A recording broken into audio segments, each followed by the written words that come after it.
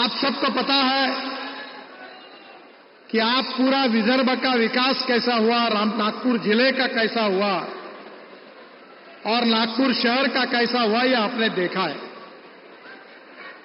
आदरणीय मोदी जी ने हमारी मेट्रो का भूमि पूजन किया था। उसके बारे में मेट्रो हमारी कलान नदी तक आने वाली थी। अब यह निर्णय हुआ है कि कलान नदी पर मेट्रो पुल बनाएगी और कन्हान गांव तक मेट्रो आएगी, इसका निर्णय हुआ है। मुझे इस बात की खुशी है कि बाबा साहेब आंबेडकर जी ने जिस दीक्षा भूमि पर बौद्ध धर्म की दीक्षा ली थी, उस दीक्षा भूमि को विकसित करने का कार्य हमने लगातार किया है। देवेंद्र जी जब महापौर थे, मैं महाराष्ट्र सरकार में मंत्री था, तब से हमने दीक्षा भूमि का पूरा काम पूरा करने की कोशिश की। ड्रैगन टेम्पल के लिए देवेंद्र जी ने 200 करोड़ रुपए दिए, ताजबाग के लिए पैसे दिए, परमात्मा एक सेवक समाज के लिए हमारे जो आदरणीय बाबा है श्रद्धेय जी, उसके लिए परमात्मा एक आश्रम के लिए हमारे शेखनाथ शिंदे जी और देवेंद्र जी ने 77 करोड़ रुपए उनके लिए दिए। कोई भी निर्णय हमारी सरकार में जात के आधार पर, पंथ के आधार पर, धर्म के आधार पर नहीं होता। प्रधानमंत्री ने उज्ज्वला योजना की शुरुआत की, क्या कभी उसमें कोई जातिवाद हुआ? हिंदू, मुसलमान, कोई भी हो, दलित हो, आदिवासी हो, सबको उसका फायदा मिला। आयुष्य योजना में कोई हमने जातिवाद किया? सबका साथ, सबका विकास और सबका प्रयास, इसी तत्व को लेकर हमने कार्य किया है।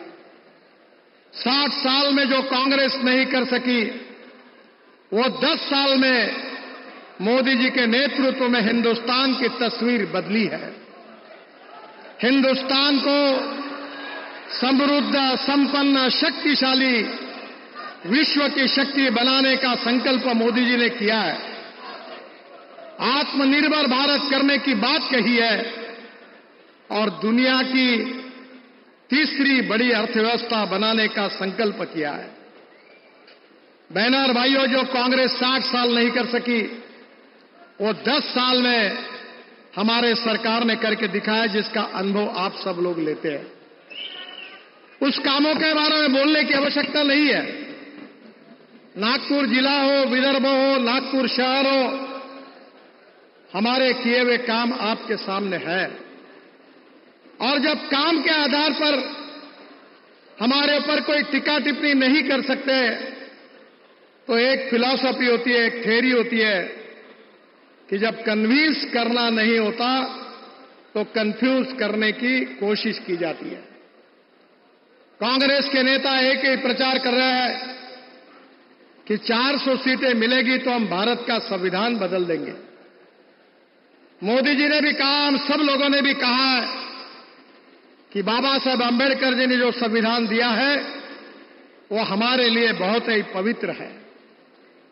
वास्तविक रूप से केशवानंद भारती केस में जब सुप्रीम कोर्ट में केस दायर हुई थी, तब सुप्रीम कोर्ट के 7 जजेस ने, बेंच ने यह निर्णय दिया है कि salient features of the constitution can not be change. जो हमारे संविधान के मूलभूत तत्व है वो बदल नहीं सकते, ये बात सुप्रीम कोर्ट ने कही है।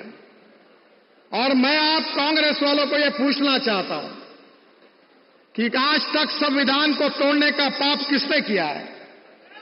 संविधान को तोड़ने का पाप कांग्रेस पार्टी ने किया है। 80 बार कांग्रेस पार्टी ने संविधान को तोड़ा है। इमरजेंसी के समय, इंदिरा जी के समय ऐसे निर्णय हुए कि जिसमें पूरा हमारा लोकतंत्र समाप्त होने की कगार पर खड़ा था। बहनों और भाइयों, हम इस बात को मानते हैं कि कोई भी व्यक्ति उसकी जात, पंथ, धर्म, भाषा और सेक्स से बड़ा नहीं होता, उसकी गुणवत्ता से बड़ा होता है। इस समाज की छुआछूत, अस्पृश्यता, जातीयता, सांप्रदायिकता सब नष्ट करके सबका साथ, सबका प्रयास, सबके विकास, इसके आधार पर मोदी जी आत्मनिर्भर भारत का सपना लेकर आपके सामने आए हैं। मैं आपको यही कहना चाहूंगा कि जो 60 साल कांग्रेस नहीं कर सकी, वो 10 साल मोदी जी के नेतृत्व में हमारी सरकार ने पूरे देश में करके दिखाया। मैं आपको यह भी बताना चाहूंगा कि हमारी महाराष्ट्र सरकार आदरणीय एकनाथ शिंदे जी और देवेंद्र जी के नेतृत्व में हमारे विदर्भ में, हमारे नागपुर में इतने काम हुए हैं वो गिनने के लिए समय की कमी है। रामटेक में 200 करोड़ रुपए उन्होंने तो दिए ही है। अब रामटेक के लिए मेरे विभाग की ओर से मैंने रोपवे को भी मंजूर कर दिया है। रामटेक इंटरनेशनल पर्यटन केंद्र बनेगा। उमरेड, जहां हमारे यहां टाइगर है, नागपुर को टाइगर कैपिटल कहते हैं। विश्व के लोग टाइगर देखने के लिए नागपुर में आते हैं। हमारा पेंच, हमारा उमरेड, हमारा ताड़ोवा, इसके लिए पूरे दुनिया से, पूरे विश्व के लोग आ रहे हैं। और इसलिए मैं आपको विश्वास के साथ बताना चाहता हूं कि जब पर्यटन बढ़ता है तो रोजगार की निर्मित होती है।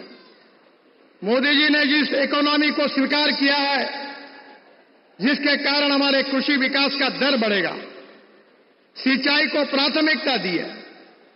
आशीष जायसवाल जी बहुत बार मुझे मांग करते थे कि पेच का पानी नागपुर शहर को जाता है और रामटेक तहसील में किसानों को पानी नहीं मिलता। हमने नागपुर महानगर पालिका का सीवेज का गंदा पानी शुद्ध करके महाराष्ट्र सरकार के कोरारी और खापरखेड़ा प्रकल्पों को दिया और जिसके कारण ये 300 MLD पानी बचा। अब रामटेक का पानी, पेंच का पानी टेल एंड तक जाकर रामटेक तालुका के सब गांवों तक पानी मुबलक रूप से पहुंचा है, क्योंकि किसानों के हित के लिए हमने ये काम किया है। किसानों को समृद्ध और संपन्न कैसे बने, किसानों के लिए केवल अन्नदाता नहीं, किसान ऊर्जादाता बने। केवल ऊर्जादाता नहीं, अब तो किसान विटामिन तैयार करने लगे हैं, हवाई ईंधन तैयार करने में लगे हैं, हाइड्रोजन की निर्मित में लगे हैं। तो मुझे विश्वास है कि इस देश के किसान का, गांव गरीब मजदूर सबका भविष्य बदलने वाला है। परिस्थितियां बदल रही है। बिहार में 68,000 नागपुर शहर और जिले के युवाओं को रोजगार मिला है और अगले 5 साल में मैं आपको विश्वास दिलाता हूं कि नागपुर शहर और जिले में कम से कम 1 लाख युवाओं के हाथों को काम मिलेगा। ये विश्वास मैं आपको देना चाहता हूं। मैं आपसे अनुरोध करूंगा कि जो कंफ्यूज करके गलत प्रचार कर रहे हैं, कभी अल्पसंख्यक समाज को डराते हैं कि देखो मोदी जी आएगी, भारतीय जनता पार्टी आएगी तो आपको कटवा देंगे, पाकिस्तान भिजवा देंगे। सुरक्षित रहना है तो पंजे पर मोहर लगाओ। हमारे दलित बंधुओं को कहते हैं कि ये संविधान बदलने वाले चुनाव के समय इस प्रकार की गलत बातें कहकर लोगों को गुमराह करने की कोशिश करते हैं। बहनों और भाइयों, आपका भविष्य इस चुनाव के साथ जुड़ा हुआ है। मोदी जी के नेतृत्व एक नए भारत का निर्माण हो रहा है।